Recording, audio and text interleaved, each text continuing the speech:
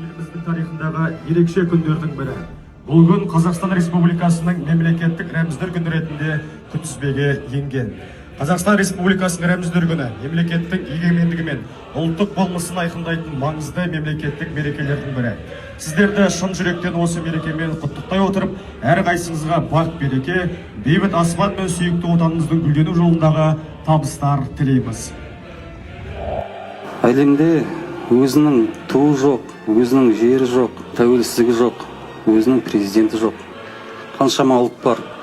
Оның қасында біздер бақытты елміз деп айтамыз. Біз мемлекет басшысы Қасым-Жомарт Кемелұлы Тоқаевтың салиқалы саясатының арқасында осындай ашық аспанның астында біздің қазақтың көк туы желбіреп жүр. Тәуелсіздігіміз мәңгі болсын. Мерекеде мерекеге ағайын жете берейік. Аспанымыз әрқашан ашық болсын.